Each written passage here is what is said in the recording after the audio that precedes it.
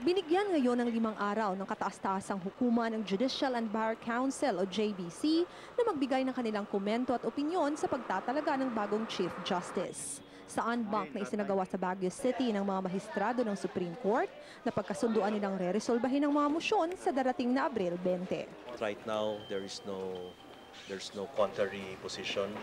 But then again, if asked by the court, the Supreme Court to give our comments, then the JBC as a collective body will submit its comment to the Supreme Court on or before the deadline that will be given us.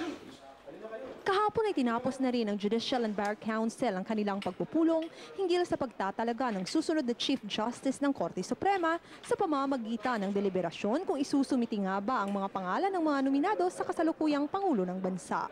Orihinal na 2 araw ang naturang pagpupulong, ngunit ayon kay Justice Secretary Alberto Agra, minabuti umano ng mga miyembro ng Council na tapusin na ito ngayon at magkaroon ng iisang desisyon ng panel.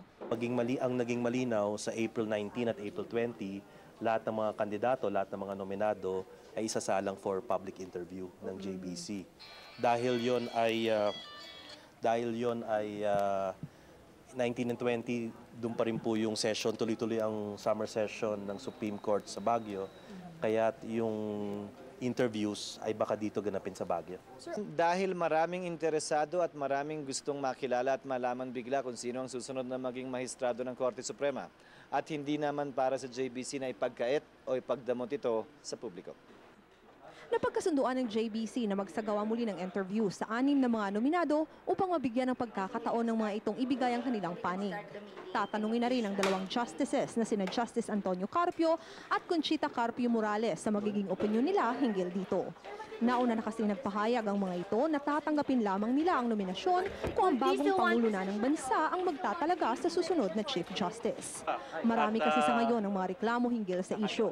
Dinipensahan na rin ni Agra kung bakit kinakailangan nilang isagawa uli ang panibagong interview sa 6 na mga nominado dahil marami umanong bago sa mga miyembro ng JBC.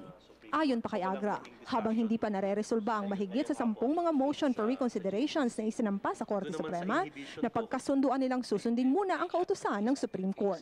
Wala pa naman umanong legal na pananagutan ng JBC sa ngayon dahil hindi pa nabibigyang aksyon ang mga nakabingbing reklamo. Ngayong natapos na ang pagpupulong ng Judicial and Bar Council hinggil sa mga listahan ng mga nominado na siyang papalit kay Chief Justice Reynato Puno, inaasahan na matatapos ang issue dahil maisusumiti na sa Pangulong Arroyo ang listahan ng mga nominado sa darating na Mayo. Mula dito sa Baguio City, kasama sina cameraman Johnny Tumangday at Alan Agbuya, Jinky Baticados, nag-uulat.